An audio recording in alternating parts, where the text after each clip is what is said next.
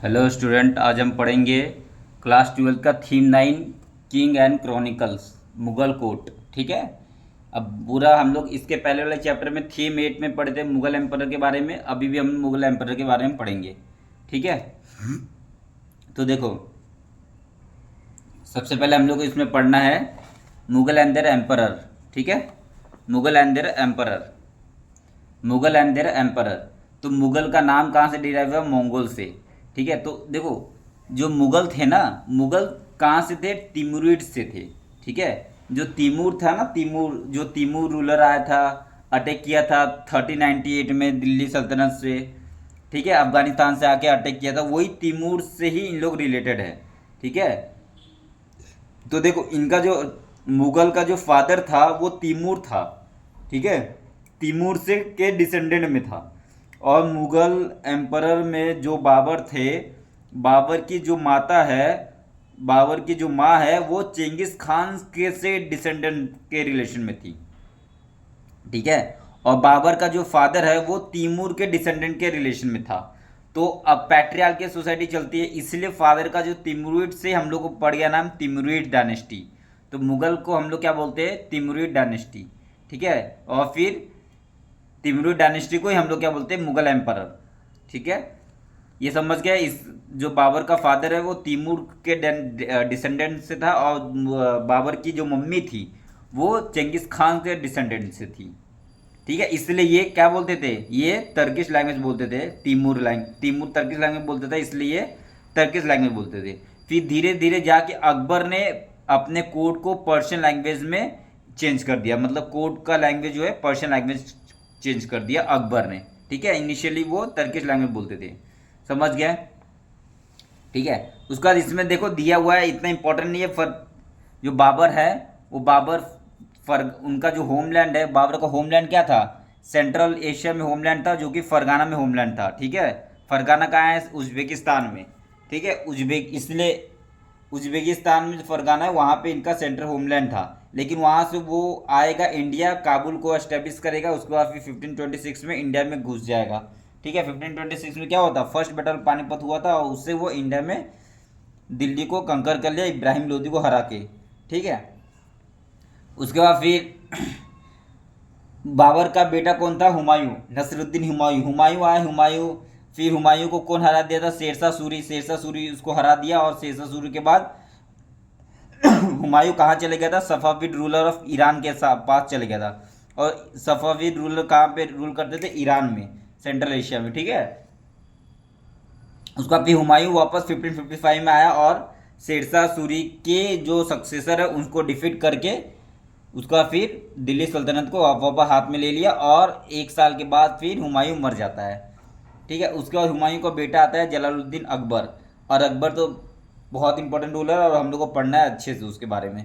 ठीक है। और यही अकबर जो हेमू रूल करते रहता है ना 1556 में, वो हेमू को हरा देता है सेकेंड बैटल पानीपत में, और अकबर दिल्ली में दिल्ली सल्तनत को कैप्चर कर लेता है। ठीक है। और पूरा हिंदू कुश माउंटेन और उज्बेकिस्तान, तुरान, सब वहाँ पे पूरा अपना फैला देता है एरिया। अब अकबर के बाद तो पता है आपको, जहांगीर आया था, जहांगीर के बाद शाहजहाँ आया था, शाहजहाँ के बाद औरंगजेब आया था। ठीक है। बस अब आओ, उसका हम लोग को देखना है। उसका इसमें और ऐसा कुछ नहीं लिखा है, बस ये है कि 1707 में औरंगजेब मर गया था। उसको औरंगजेब के मरने के बाद बहुत सारे रूलर आए। लास्ट में कौन था? बहादुर शाह जफर टू, जिसको अंग्रेज ने, ब्रिटिश ने ओवरथ्रो कर दिया, काला पानी का सजा दे दिया था इसको। ठीक है। क्योंकि 1857 में इसने विद्रोह कर दिया था, रिवोल्ट कर दिया था, इसके कारण। अब हम पढ़ेंगे प्रोडक्शन ऑफ क्रोनिकल। देखो क्रोनिकल क्या होता है? क्रोनिकल, देखो क्रोनिकल क्या होता है? Return record of historical event describing them in order in which they happened. Historical events जो हो गया है ना, उसको क्रोनोलॉजिकल ऑर्डर में लिखना, वो उसको बोलते हैं क्रॉनिकल्स। ठीक है। तो बहुत सारे क्रॉनिकल्स कमीशन किए गए थे मुगल एम्परर के द्वारा। ठीक है। सो और उसको they were written in order to project a vision of enlightenment kingdom. ठीक है। एनलाइटमेंट किंगडम को लेके वो उसमें उन लोग ने क्रॉनिकल लिखा। ठीक है। उसमें से जो सबसे इम्पोर्टेंट क्रॉनिकल है वो है एनी अकबरी। ठीक है। वो हम लोग ने पिछले चैप्टर में पढ़ा था, एनी अकबरी कितने पार्ट में डिवाइड था बुक? पांच बुक में डिवाइड था। पढ़े थे हम लोग मंजिल आबादी, उसके बाद सिपा आबादी, ठीक है। उसके बाद थर्ड क्या था? मंजिल आबादी, सिपा आबादी, और एक और था मंजिल आबादी, सिपा आबादी, और एक और क्या था? मुल्क आबादी। और चौथा पांचवा क्या बुक? चौथे बुक में क्या लिखा था? रिलीजियस के बारे में। और पांचवी बुक में क्या लिखा था? अकबर का ऑस्पिशियस ऑफ मॉरल सेइंग, ठीक है। तो ये पांच बुक हम लोग ने पिछले चैप्टर में पढ़ा था। अब ये चैप्टर में हम लोग देखेंगे।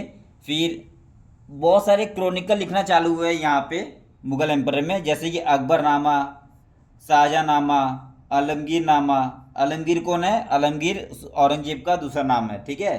तो आलमगीरनामा, अकबरनामा, शाहजहाँनामा, शाहजहाँनामा, आलमगीरनामा, ये सब टाइटल लेते थे और ये सब क्रॉनिकल लिखना चालू किया डिफरेंट डिफरेंट कोर्ट हिस्टोरियन, ठीक है। अब हम लोग देखेंगे फ्रॉम टर्किश टू पर्शियन। तो Mughal court chronicle were written in Persian. जो मुगल कोर्ट क्रॉनिकल्स लिखते थे ना, मुगल कोर्ट में जो हिस्टोरियन थे वो क्रॉनिकल्स लिखते थे, वो किस में लिखते थे? पर्शियन लैंग्वेज में लिखते थे, ठीक है। Under the sultan. तो उसके बाद फिर the Mughal were Chagatai Turk by origin. देखो मुगल ओरिजिन से कौन था? चागाटाई टर्क था ना। चागाटाई टर्क मतलब descendant from the eldest son of Chengiz Khan, ठीक है। चेंगिस खान का जो एल्डेस्ट सन का डिसेंडेंट थे इन लोग, ठीक है। Mughal were the Chagatai Turk origin. एकदम ओरिजिन से देखा जाए, एकदम ओरिजिन से, तो वो चागाटाई टर्क्स थे, ठीक है। Turkish were their mother's tongue, और टर्किश उनका मदर टंग था, ठीक है। And their first ruler Babur जो था वो टर्की लैंग्वेज में अपना तुजुकी बाबरू भी लिखा था, ठीक है। और इसके ही कारण एक लैंग्वेज का डेवलपमेंट हुआ उर्दू, जो कि पर्शियन और हिंदवी से मिल के उर्दू बना, ठीक है। तो उर्दू किससे बना? पर्शियन लैंग्वेज और हिंदवी लैंग्वेज मिल के उर्दू बना है, ठीक है। अब देखो अकबर जो है वो पर्शियन लैंग्वेज को मुगल कोर्ट में इस्टेब्लिश किया। तो Persian the leading language of the Mughal court, इसको कौन इस्टेब्लिश किया? अकबर ने, ठीक है। अब बाकी जितने भी कल्चर इंटेलेक्चुअल जो कांटेक्ट होते थे ईरान के साथ, ये सब वो सारे पर्शियन लैंग्वेज में होते थे, ठीक है। तो Persian language elevated to the language of emperor, confirming power and prestige on those who has command of it. जिसको पर्शियन लैंग्वेज आता था उसको हायर हायर पोस्ट देते थे, पावर देते थे, प्रेस्टीज देते थे, ठीक है। क्योंकि it was spoken by the king. क्योंकि पर्शियन लैंग्वेज कौन बोलता था? किंग बोलता था, रॉयल हाउस ऑफ बोलता था, इलाइट एट कोर्ट, जो कोर्ट के में इलाइट पर्सन लोग थे सारे पर्शियन लैंग्वेज बोलते थे, ठीक है। तो even when the Persian was not directly use, ठीक है। और हिंदी, और आपको मैं बता दिया उर्दू कहाँ से बना है? उर्दू पर्शियन और हिंदवी लैंग्वेज से बना है, ठीक है। अब Mughal chronicle such Akbarnama were written in Persian. अब जैसे अकबरनामा कौन से लैंग्वेज में लिखा गया? पर्शियन लैंग्वेज में लिखा गया था, ठीक है। अदर लाइक बाबुर मेमोरायर, उसको टर्किश लैंग्वेज से पर्शियन लैंग्वेज में ट्रांसफर किया गया। और जो बाबर ने टर्किश लैंग्वेज में जो लिखा था बुक, उसका नाम था तुजुकी बाबुरी। और वो तुजुकी बाबुरी जो टर्किश लैंग्वेज में था उसको कन्वर्ट किया गया पर्शियन लैंग्वेज में, उसका नाम क्या पड़ गया? बाबरनामा, ठीक है। तो और बहुत सारा ट्रांसलेशन हुआ Sanskrit text such Mahabharata Ramayana into Persian were commission by the Mughal emperor, ठीक है। तो बहुत सारा रामायण बुक और महाभारत बुक को भी ट्रांसलेट किया गया पर्शियन लैंग्वेज में। और जैसे महाभारत का ट्रांसलेशन नाम क्या रख दिया गया? Razmnama, book of war. तो महाभारत का पर्शियन नेम क्या है? रज्मनामा, रज्मनामा, ठीक है। बहुत इंपॉर्टेंट बुक है ये।